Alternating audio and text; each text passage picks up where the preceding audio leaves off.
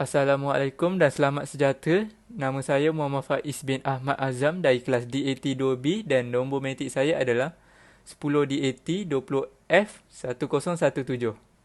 Assalamualaikum warahmatullahi wabarakatuh. Nama saya Maizatul Fariza binti Aziz. Nombor matrik 10 DAT 20F 1008. Saya dari kelas DAT 2B. Assalamualaikum warahmatullahi wabarakatuh dan salam sejahtera. Nama saya Nurul Syahida binti Roslan. Nombor matrik 10 DAT 20F1020. Saya dari kelas DAT 2B.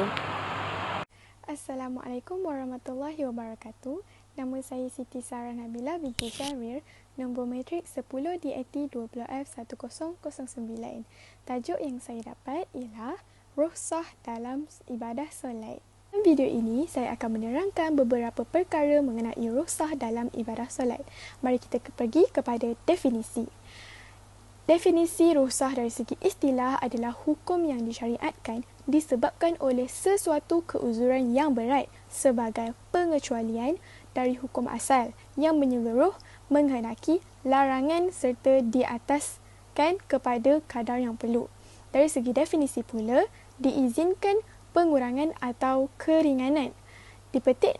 Dalil dipetik daripada surah Al-Baqarah ayat 185 yang berbunyi, Allah menginginkan kemudahan bagimu dan tidak menginginkan kesukaran bagimu. Hendaklah kamu mencukupkan bilangan puasa dan mengagungkan Allah Subhanahu Wa Taala atas petunjuknya yang diberikan kepada kamu agar kamu bersyukur.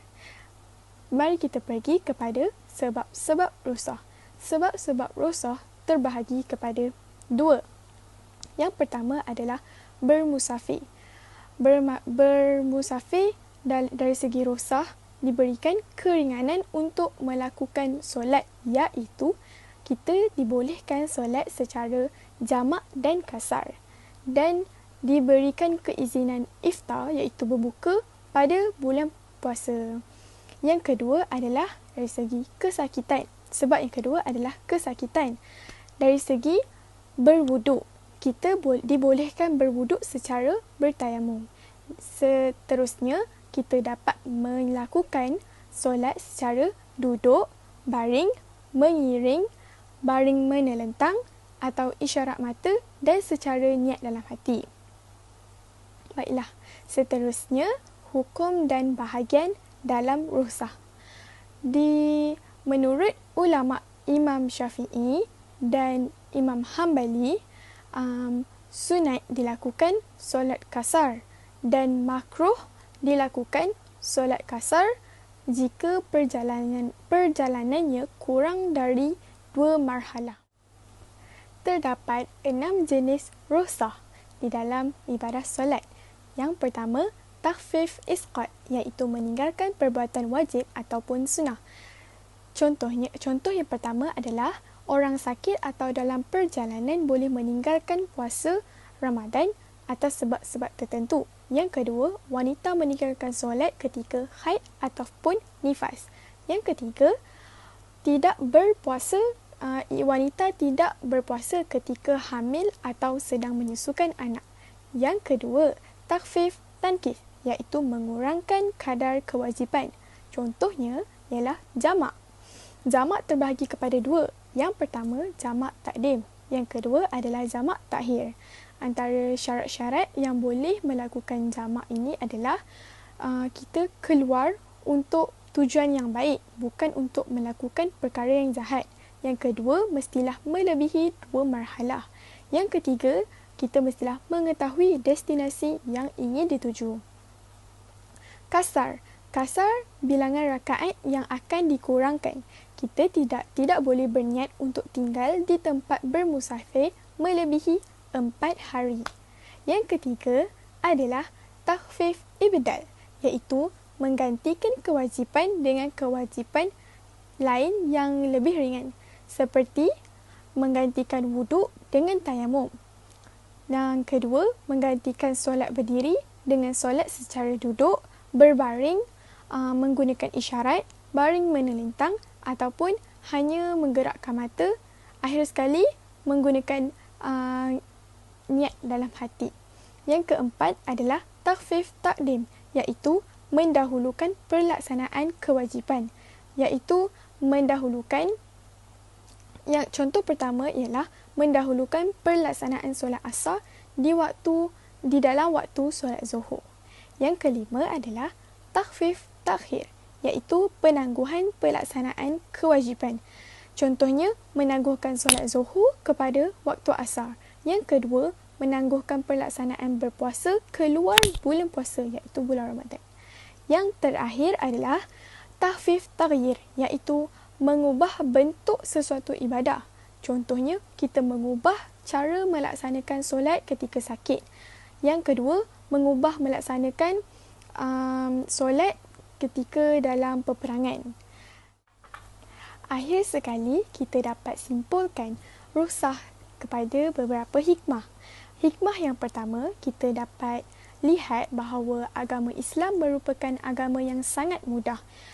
Kita diberikan beberapa peluang untuk melaksanakan solat walaupun dengan pelbagai cara. Yang kedua, supaya umat Islam dapat melaksanakan ibadah walau dalam apa jua keadaan, walaupun ketika sakit atau dalam perjalanan.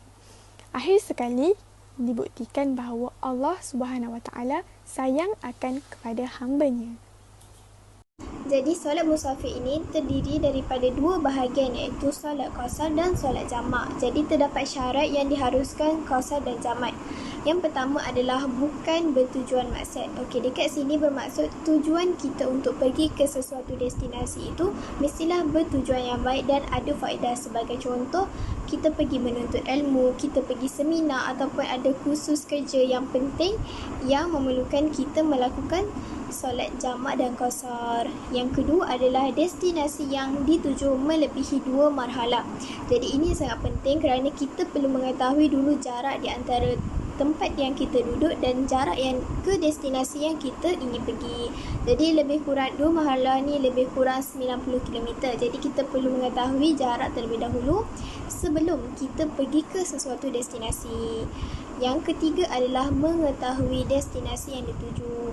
Syarat solat jamak dan qasar ni, kita mestilah mengetahui destinasi yang dituju supaya kita dapat menentukan sama ada kita layak untuk melakukan solat jamak dan solat qasar.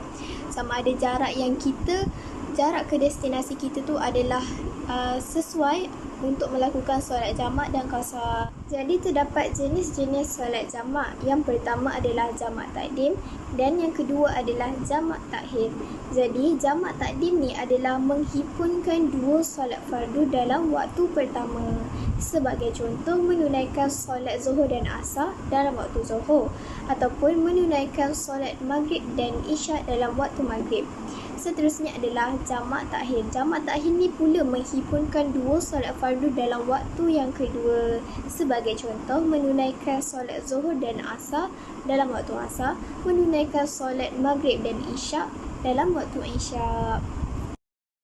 Jadi, solat jamak juga mempunyai syarat-syarat yang tertentu untuk melakukannya. Jadi, terdapat syarat solat jamak takdim dan syarat solat jamak takhir. Jadi, syarat solat jamak takdim yang pertama adalah mula dengan solat waktu terlebih dahulu, sebagai contoh zuhur ataupun maghrib. Yang kedua adalah niat jamak dalam solat pertama. Jadi, kita perlulah niat ketika dalam solat pertama, bukan solat yang kedua. Dan yang ketiga adalah berturut-turut dalam solat. Dan yang keempat adalah perjalanan berterusan sehingga masuk solat yang kedua. Jadi kita perlu memastikan perjalanan kita itu berterusan sehingga masuk solat yang kedua, bukan perjalanan yang melibatkan sebelum solat yang kedua. Seterusnya adalah syarat solat jamak takhir. Jadi yang pertama adalah berniat akan lakukan jamak takhir semasa waktu yang pertama, iaitu zuhur ataupun maghrib. Yang kedua, masih dalam perjalanan sehingga kedua-dua solat didirikan. Ini bermaksud kita perlulah memastikan perjalanan kita itu melibatkan kedua-dua solat, kedua-dua waktu solat. Jadi barulah kita boleh melakukan solat jamak takhir. Seterusnya adalah solat qasar. Jadi solat qasar dari segi bahasa adalah pendek ataupun ringkas. Dari segi istilah pula adalah syarak, di mana memendekkan solat 4 rakaat menjadi 2 rakaat. Seterusnya, solat qasar juga mempunyai syarat-syarat yang kita perlu mengetahui sebelum kita melakukan solat tersebut. Jadi, yang pertama adalah hendaklah melepasi sempadan kawasan tempat tinggal kita. Okey, dia dekat sini maksudnya kita perlu memastikan destinasi yang kita pergi tersebut adalah luar daripada kawasan di mana tempat kita tinggal. Kita tidak boleh kita melakukan solat qasar tetapi destinasi tersebut hanyalah di kawasan tempat kita tinggal. Yang kedua adalah tidak niat bermukim melebihi 4 hari, tidak termasuk perjalanan pergi dan balik. Jadi sekurang-kurangnya orang melakukan solat qasar ini adalah selama 3 hari, di mana perjalanan pergi dan balik itu tidak terkira. Seterusnya adalah tidak berimamkan imam yang sempurna rakaatnya. Ini bermaksud kita tidak boleh campur dengan imam yang solat sempurna, yang solat contohnya solat zuhur 4 rakaat dibuat full, kita tidak boleh mengikuti imam tersebut. Seterusnya adalah masih dalam keadaan musafir ketika mengerjakan solat qasar. Kita perlulah memastikan status kita benar-benar sebagai seorang musafir ketika mengerjakan solat qasar. Seterusnya adalah cara mengerjakan solat qasar dan jamak takdim. Jadi yang pertama adalah berniat jamak ketika solat yang pertama. A adalah lafaz niat solat jamak takdim dan qasar di antara solat fardu zuhur dengan fardu asar. Jadi ini adalah niat dia, iaitu sahaja aku menunaikan solat fardu zuhur 2 rakaat, qasar dihimpunkan solat asar kepadanya, jamak takdim kerana Allah Ta'ala. Seterusnya adalah sahaja aku menunaikan solat asar 2 rakaat, qasar dihimpunkan kepada zuhur dengan jamak takdim kerana Allah Ta'ala. Seterusnya adalah lafaz niat solat jamak, takdim dan qasar antara solat fardu maghrib dan dengan fardu isyak. Jadi antara niat fardu maghrib dan fardu isyak ni tadi adalah sahaja aku menunaikan solat fardu maghrib 3 rakaat, dihimpunkan solat isyak kepadanya, jamak takdim kerana Allah Ta'ala. Seterusnya adalah sahaja aku menunaikan solat fardu isyak 2 rakaat, qasar yang dihimpunkan kepada maghrib, jamak takdim kerana Allah Ta'ala. Okey, ini ialah sambungan dari tajuk solat qasar dan jamak takdim. 2. Didahulukan solat yang waktunya terdahulu daripada solat waktunya yang kemudian. Yang ketiga, berturutan, iaitu setelah mengerjakan solat yang pertama, terus mengerjakan solat yang kedua. Okey, cara melakukan solat jamak takhir terdapat 3. 1. Sunat ataupun afdal melakukan solat waktu kedua dahulu, asar dan isyak. Kemudian diikuti oleh solat waktu pertama, zuhur dan maghrib. Kedua, selepas salam solat waktu kedua, sunat iqamah dan kemudian didirikan solat waktu yang pertama. Yang ketiga, contoh lafaz niat solat jamak takhir. Okey, seterusnya cara melaksanakan solat qasar dan jamak takhir bagi solat zuhur dan asar. Melakukan sembahyang zuhur dalam waktu asar itu dinamakan jamak takhir. Perlu diingatkan di sini, jika menyusahkan, tidaklah perlu sampai hafal niat dalam bahasa Arab. Dalam bahasa Melayu sudah cukup. Niat jamak takhir untuk solat zuhur ialah sahaja aku solat fardu zuhur 2 rakaat jamak takhir serta qasar kerana Allah Ta'ala. Selanjutnya, rakaat pertama baca Al-Fatihah dan surah, rakaat kedua baca Al-Fatihah dan surah dan memberi salam. Sejurus selepas itu berdiri dan berniat untuk mengerjakan solat fardu asar. Okey, niat jamak takhir asar ialah sahaja aku solat fardu asar 2 rakaat jamak takhir serta qasar kerana Allah Ta'ala.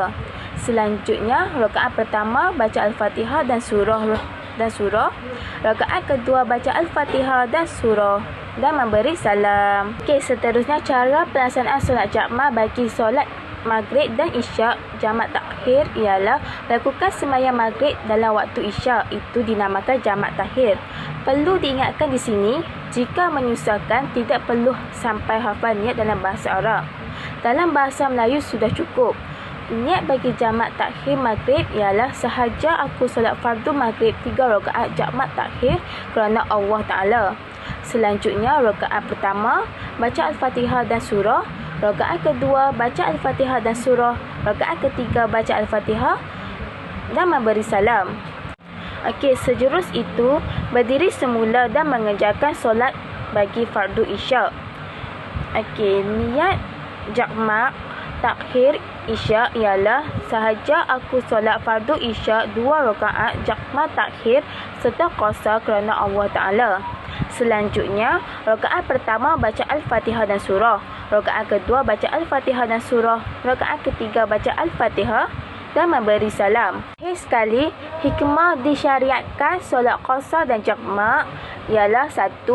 Meringankan ataupun memudahkan umat Islam untuk menunaikan solat dalam perjalanan. Yang kedua, tanda kasih sayang Allah kepada manusia. Yang ketiga, supaya solat fardu dapat dilaksanakan dalam apa jua keadaan sekalipun. Dan keempat, menggalakkan umat Islam bermusafir, melancong, ziarah, menziarahi bagi menambah keimanan dan mengeratkan tali persaudaraan. Dalam video ini, saya akan membuat pembentangan berkaitan rusuh solat ketika sakit. Maksud rusuh dalam ibadat solat ketika sakit adalah menunaikan ibadat solat mengikut keupayaan disebabkan kesakitan yang dialami yang menghalang daripada menunaikan solat secara biasa. Mengikut Imran bin Husain radhiyallahu anhu telah berkata adalah, aku menghidap buasir, maka aku bertanya Rasulullah SAW dari hal solat, maka berkatalah Rasulullah SAW, solatlah dalam keadaan berdiri, maka jika kamu tidak mampu, hendaklah kamu duduk. Jika kamu tidak mampu, maka hendaklah kamu mengiring. Riwayat Al-Bukhari. Ini adalah jenis-jenis solat ketika sakit yang boleh dilakukan oleh pesakit, iaitu solat secara duduk, isyarat kelopak mata, baring dan ingat dalam hati. Untuk solat secara duduk telah dibahagikan kepada 2, iaitu duduk secara biasa dan duduk di atas kerusi. Solat secara baring juga terbahagi kepada 2, iaitu baring secara mengiring dan melentang. Bagi pesakit yang mampu solat duduk secara biasa atau iftirash, iaitu antara 2 sujud, mulakan solat seperti biasa dengan berniat, takbiratul ihram dan seterusnya membaca Al-Fatihah. Setelah itu, pesakit perlu rukuk dengan menundukkan kepala sekurang-kurangnya kedudukan dahi berada setentang melepasi paras lutut dan sebaik-baiknya kedudukan dahi berada setentang dengan tempat sujud. Kemudian, iktidal dengan kembali duduk semula. Setelah itu, sujud seperti biasa atau sujud dengan menundukkan kepala lebih sedikit daripada had rukuk. Sekiranya pesakit masih tidak mampu, maka pesakit boleh menganggap membezakan antara rukuk dan sujud. Teruskan solat dengan duduk antara 2 sujud, ulang perbuatan yang sama sehingga sempurnanya solat. Untuk rakaat kedua dan rakaat terakhir, pesakit hendaklah melakukan tasyahud dan akhiri solat dengan memberi salam. Bagi pesakit yang mampu solat duduk secara atas kerusi pula, hendaklah duduk dengan tegak mengikut keselesaan dan kedudukan tangan hendaklah lurus. Mulakan solat seperti biasa dengan berniat, takbiratul ihram dan seterusnya membaca Al-Fatihah. Setelah itu, pesakit perlu rukuk dengan menundukkan badan sekurang-kurangnya kedudukan dahi berada setentang melepasi paras lutut dan sebaik-baiknya kedudukan dahi berada setentang dengan tempat sujud. Jika tidak mampu, ikutlah kepada kemampuan. Kemudian, iktidal dengan kembali duduk dengan menegakkan badan. Setelah itu, sujud dengan menundukkan badan serta menghampiri dahi semampu ke tempat sujud. Teruskan solat dengan duduk antara 2 sujud. Dengan kedudukan tangan mestilah berada di atas peha. Setelah itu, pesakit hendaklah sujud dengan menundukkan kepala dan badan seboleh-bolehnya, dahi di bawah paras lutut sekiranya mampu. Ulang perbuatan yang sama sehingga sempurnanya solat. Untuk rakaat kedua dan rakaat terakhir, pesakit hendaklah melakukan tasyahud dengan menundukkan kepala seperti rukuk dan akhiri solat dengan salam. Bagi pesakit yang mampu solat baring secara mengiring, sebelum memulakan solat, pesakit perlu mengalihkan muka dan dada ke arah kiblat sebagai contoh gambar yang saya berikan. Mulakan solat seperti biasa dengan berniat, takbiratul ihram dan seterusnya membaca Al-Fatihah. Seterusnya, rukuk dengan menundukkan sedikit kepala sebagai isyarat rukuk. Kemudian, lakukan iktidal dengan mengangkat semula kepala. Pesakit seterusnya perlu bersujud dengan menundukkan kepala melebihi paras yang dilakukan ketika rukuk sebagai isyarat sujud. Ulang perbuatan yang sama sehingga sempurnanya solat. Untuk rakaat kedua dan rakaat terakhir, pesakit hendaklah melakukan tasyahud dengan mengangkat semula kepala seperti permulaan solat tadi dan akhiri solat dengan memberi salam. Ini pula adalah solat dalam keadaan melentang.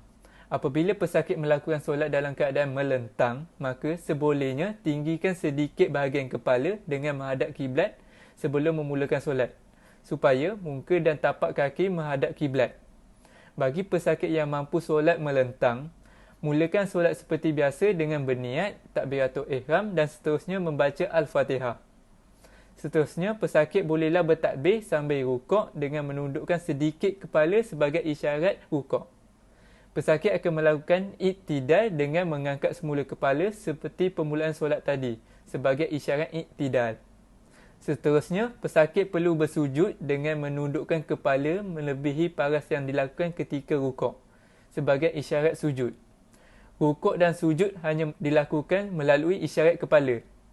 Teruskan solat dengan duduk antara dua sujud, ulang perbuatan yang sama sehingga sempurnanya solat. Untuk rakaat kedua dan rakaat terakhir, pesakit hendaklah melakukan tasyahud dengan mengangkat kepala seperti permulaan solat tadi dan akhiri solat dengan memberi salam.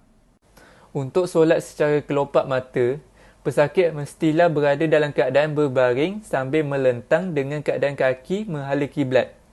Mulakan solat seperti biasa dengan berniat, takbiratul ihram dan seterusnya membaca Al-Fatihah. Seterusnya, pesakit boleh bertakbir sambil menutup separuh kelopak mata sebagai isyarat rukuk. Pesakit akan melakukan iktidal dengan membuka semula kelopak mata seperti permulaan solat tadi. Kemudian, pejamkan kelopak mata sebagai isyarat sujud. Pesakit hendaklah membuka semula kelopak mata seperti permulaan solat tadi sebagai isyarat duduk antara dua sujud. Ulang perbuatan yang sama sehingga sempurnanya solat. Untuk rakaat kedua dan rakaat terakhir, pesakit hendaklah melakukan tasyahud dengan membuka semula kelopak mata. Akhiri solat dengan memberi salam. Yang terakhir, jika pesakit tidak mampu solat secara duduk, baring atau secara kelopak mata kerana batas pergerakan badan, namun pesakit tidak perlu risau kerana pesakit boleh melakukan solat secara ingat dalam hati saja, dengan membayangkan bahawa aku sedang melakukan pergerakan-pergerakan solat dalam hati mengikut tertibnya.